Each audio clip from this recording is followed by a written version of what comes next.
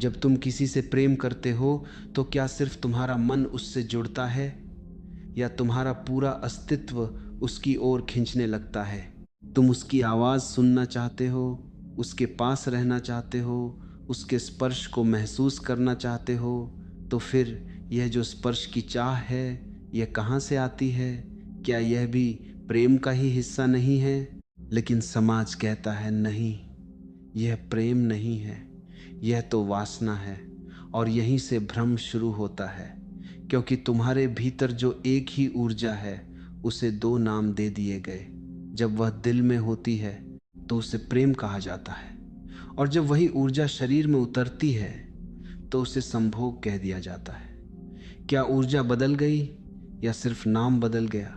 तुम्हें कभी यह सवाल पूछने की अनुमति ही नहीं दी गई।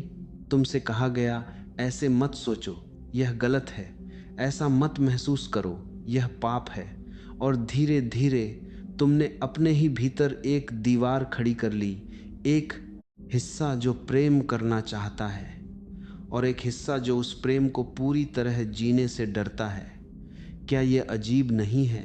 हम प्रेम को चाहते हैं लेकिन उसकी गहराई से डरते हैं। हम किसी के करीब आना चाहते हैं लेकिन एक सीमा के बाद रुक जाते हैं। क्यों? क्योंकि हमें डर है कि कहीं हम उस रेखा को पार न कर दें जिसे समाज ने गलत कह दिया है। लेकिन क्या तुमने कभी यह सोचा, अगर प्रेम सच में इतना पवित्र है तो वह शरीर तक पहुंचते ही अपवित्र कैसे हो जाता है? क्या आत्मा और शरीर दो अलग अलग चीजें हैं, या फिर हमने उन्हें अलग मान लिया है क्योंकि हमें ऐसा सिखाया गया है? जरा अपने भीतर झांको। जब तुम प्रेम में होते हो तो क्या तुम अपने शरीर को अलग महसूस करते हो, या फिर तुम एक संपूर्ण अनुभव में डूब जाते हो जहां मन, आत्मा और शरीर तीनों एक हो जाते हैं? अगर ऐसा है तो फिर हम इस एकता को तोड़ क्यों रहे हैं? क्यों हम प्रेम को अधूरा जी रहे हैं? कहीं ऐसा तो नहीं कि हमने प्रेम को समझा ही नहीं?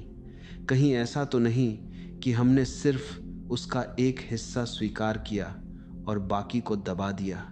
और अगर ऐसा है तो क्या हम सच में प्रेम कर रहे हैं या सिर्फ उसका एक सुरक्षित अधूरा संस्करण जी रहे हैं? शायद यहीं से हमें अपनी यात्रा शुरू करनी होगी, क्योंकि हो सकता है जिसे हम अब तक प्रेम समझते आए हैं वह केवल उसका आधा सत्य हो, और आधा सत्य हमेशा भ्रम पैदा करता है।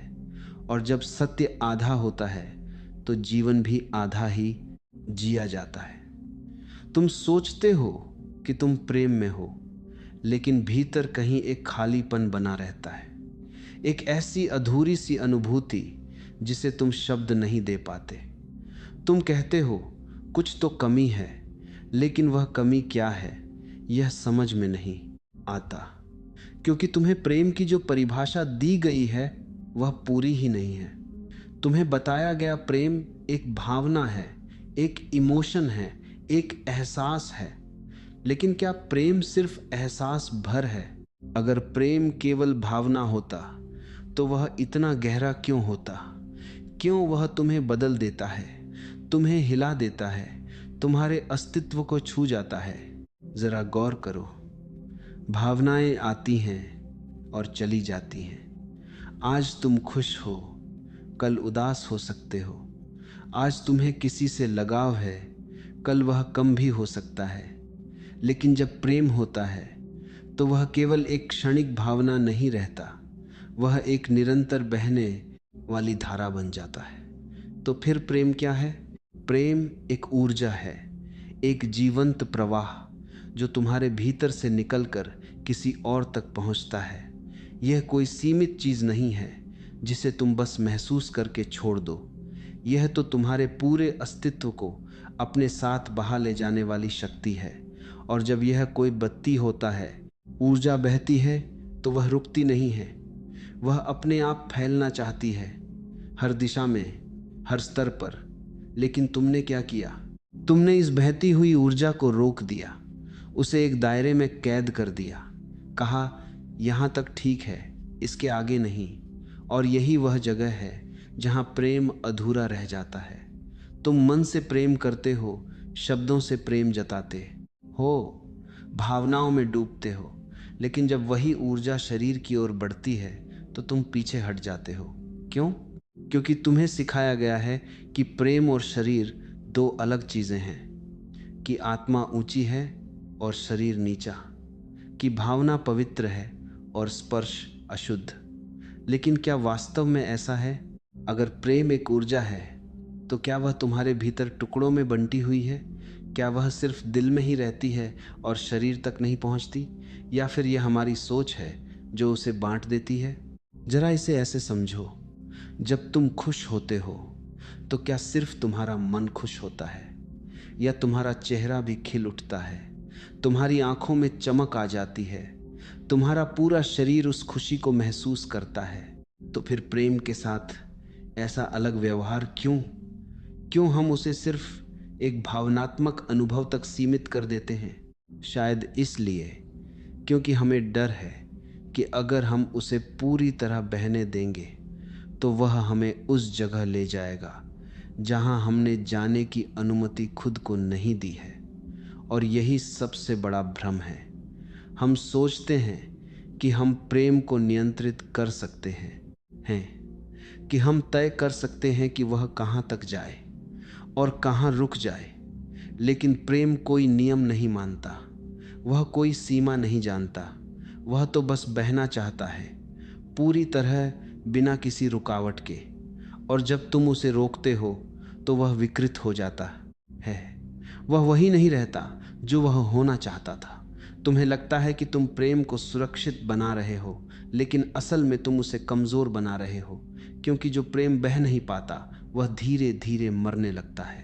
तो अब सवाल यह नहीं है कि प्रेम क्या है, सवाल यह है कि क्या तुम उसे पूरा जीने के लिए तैयार हो? क्या तुम उस ऊर्जा को बिना डर के स्वीकार कर सकते हो, या फिर तुम उसे हमेशा टुकड़ों में बांट कर ही जीते रहोगे? क्योंकि जहां बंटवारा है वहां एकता नहीं हो सकती, और जहां एकता नहीं है वहां प्रेम भी अधूरा ही रहेगा। और जहां प्रेम अधूरा रह जाता है वहीं से भीतर एक अजीब सा संघर्ष शुरू होता है, एक खिंचाव जो तुम्हें आगे ले जाना चाहता है, और एक डर जो तुम्हें पीछे खींच लेता है। तुम महसूस करते हो कि कुछ तुम्हारे भीतर बहना चाहता है, लेकिन तुम उसे रोक लेते हो। यह रुकावट कहाँ से आती है? क्या सच में शरीर कोई बाधा है, या हमने उसे बाधा बना लिया है? तुमने सुना है, तुम शरीर नहीं हो, तुम आत्मा हो। लेकिन क्या इसका मतलब यह है कि शरीर से दूरी बना ली जाए, या फिर इसका अर्थ कुछ और ही है जिसे हम समझ नहीं पाए? जरा ध्यान से देखो, अगर शरीर इतना ही तुच्छ होता तो अस्तित्व तुम्हें शरीर क्यों देता? क्यों तुम्हारी हर अनुभूति, हर अनुभव इसी शरीर के माध्यम से घटित होता है? तुम देख सकते हो क्योंकि आंखें हैं, तुम सुन सकते हो क्योंकि कान हैं, तुम महसूस कर सकते हो क्योंकि शरीर है। तो फिर प्रेम को महसूस करने के लिए शरीर की जरूरत नहीं है, यह कैसे संभव है? असल में शरीर कोई बाधा नहीं है, शरीर तो एक पुल है जो तुम्हें भीतर से बाहर जोड़ता है और बाहर से भीतर लाता है। लेकिन तुमने इस पुल को ही तोड़ दिया है। तुमने आत्मा को ऊपर रख दिया और शरीर को नीचे गिरा दिया। तुमने एक को स्वीकार किया और दूसरे को अस्वीकार कर दिया, और जहां अस्वीकार होता है वहीं दूरी पैदा होती है। तुम अपने ही अस्तित्व से दूर हो गए हो, क्योंकि तुम दो हिस्सों में बंट गए हो, एक हिस्सा जो ऊंचा बनना चाहता है और एक हिस्सा जिसे तुम दबाना चाहते हो। यही विभाजन तुम्हें बेचैन करता है। तुम प्रेम करना चाहते हो लेकिन पूरी तरह नहीं कर पाते। तुम जुड़ना चाहते हो लेकिन एक सीमा के बाद खुद को रोक लेते हो, और यह रोकना स्वाभाविक नहीं है। प्रकृति में कहीं भी यह विभाजन नहीं है। फूल खिलता है तो पूरी तरह खिलता है, नदी बहती है तो बिना रुके बहती है, हवा चलती है तो खुद को नहीं रोकती। तो फिर इंसान ही क्यों अपने ही प्रवाह को रोकता है? क्योंकि उसे सिखाया गया है कि कुछ हिस्से स्वीकार करने योग्य हैं और कुछ नहीं। लेकिन जीवन कभी टुकड़ों में नहीं होता, वह हमेशा पूर्ण होता है। और प्रेम जीवन का सबसे गहरा अनुभव है। अगर जीवन पूर्ण है तो प्रेम अधूरा कैसे होता सकता है? यहीं पर समझने की जरूरत है। जब प्रेम भीतर से उठता है तो वह सिर्फ भावना बनकर नहीं रुकता, वह एक तरंग की तरह फैलता है, धीरे धीरे गहराई में उतरता हुआ। और जब यह तरंग शरीर तक पहुंचती है तो वह कोई अलग चीज नहीं बन जाती, वह वही ऊर्जा है जो अब एक नए आयाम में प्रवेश कर रही है। लेकिन तुम उसे वहीं रोक देते हो, क्योंकि तुम्हें डर है कि अब यह कुछ और बन जाएगा। असल में वह कुछ और नहीं बन रहा, वह वही है, बस अब और गहरा हो रहा है। जैसे बीज पेड़ बनता है तो वह बीज नहीं रहता, लेकिन उसकी पहचान खत्म भी नहीं होती। वैसे ही प्रेम जब गहराई में उतरता है तो वह केवल भाव नहीं रहता, वह अनुभव बन जाता है। और इस अनुभव में शरीर को बाहर रखना ऐसा है जैसे तुम पेड़ से उसकी जड़ों को अलग कर दो। क्या ऐसा पेड़ जीवित रह सकता है? तो फिर प्रेम जो जीवन की सबसे गहरी जड़ है, वह बिना शरीर के कैसे जीवित रह सकता है? शायद समस्या शरीर में नहीं है, समस्या हमारी समझ में है। हमने शरीर को गलत समझ लिया और उसी के साथ प्रेम को भी अधूरा कर दिया। अब सवाल यह नहीं है कि शरीर जरूरी है या नहीं, सवाल यह है कि क्या तुम उसे स्वीकार कर सकते हो जैसा वह है, बिना किसी निर्णय के। क्योंकि जिस क्षण तुम स्वीकार कर लेते हो वही क्षण तुम्हें विभाजन से मुक्त कर देता है। और जहां विभाजन खत्म होता है वहीं से एक नई समझ जन्म लेती है। और जब यह नई समझ जन्म लेती है तो तुम्हारी दृष्टि बदलने लगती है। अब तुम चीज़ों को वैसे नहीं देखते जैसे पहले देखते थे। जो पहले तुम्हें साधारण लगता था वही अब गहरा प्रतीत होने लगता है। तुम धीरे धीरे यह अनुभव करने लगते हो कि जो कुछ तुम अब तक सिर्फ शारीरिक समझते थे वह वास्तव में उससे कहीं अधिक गहरा है। क्योंकि गहराई का संबंध बाहरी क्रिया से नहीं, भीतर की चेतना से होता है। एक ही कार्य दो अलग लोगों के लिए बिल्कुल अलग अनुभव बन सकता है।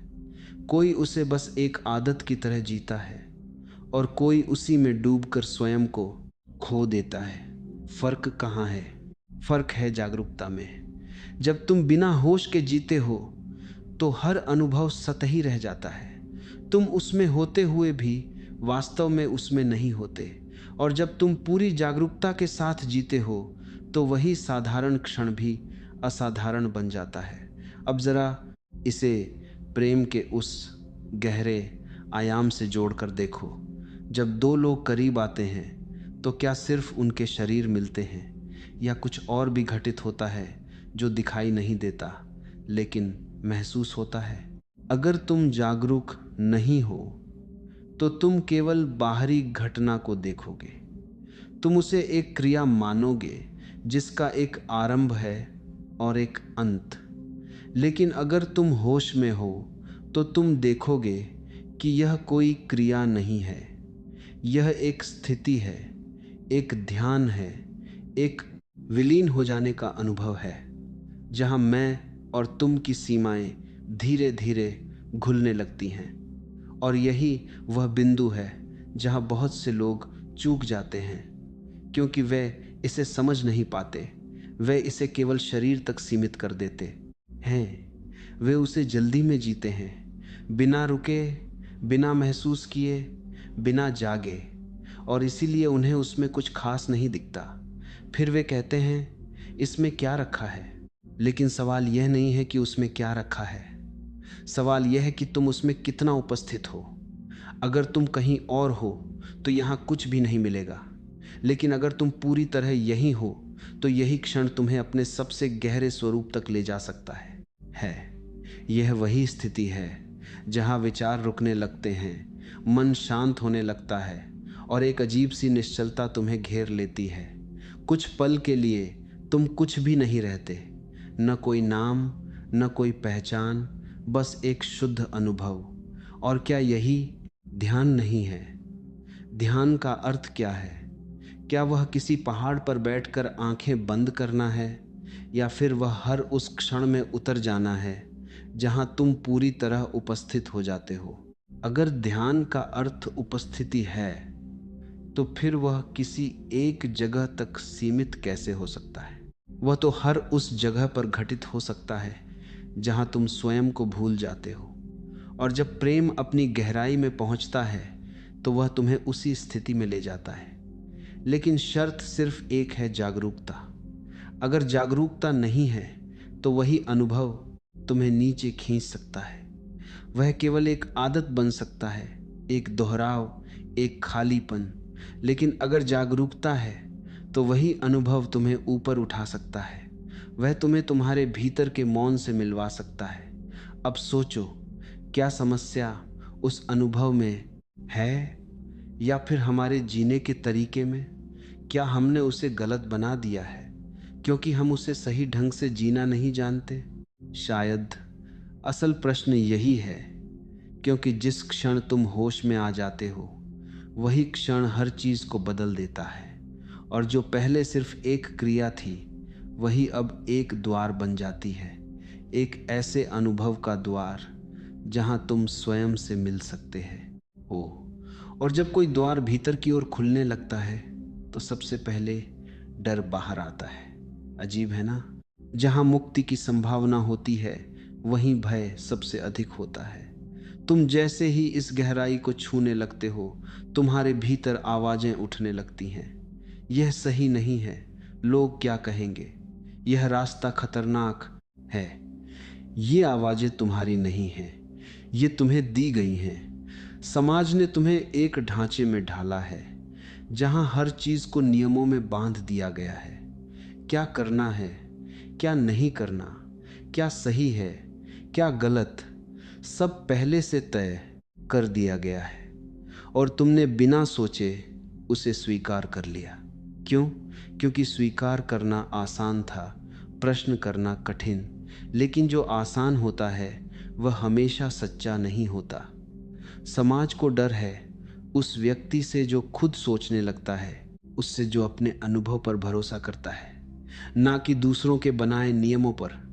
क्योंकि ऐसा व्यक्ति नियंत्रित नहीं किया जा सकता, और नियंत्रण समाज की सबसे बड़ी जरूरत है। अगर तुम अपने भीतर की ऊर्जा को समझ लेते हो, अगर तुम उसे दबाने के बजाय जीने लगते हो, तो तुम स्वतंत्र हो जाओगे। और एक स्वतंत्र व्यक्ति भीड़ का हिस्सा नहीं रह सकता। यही कारण है कि तुम्हें डर सिखाया गया, तुम्हें अपराध बोध दिया गया, ताकि तुम कभी उस सीमा को पार करने की हिम्मत ना करो जहां से तुम्हारी असली यात्रा शुरू होती है। तुम्हें यह महसूस कराया गया कि अगर तुमने अपने भीतर उठती उस ऊर्जा को स्वीकार किया तो तुम गलत हो जाओगे।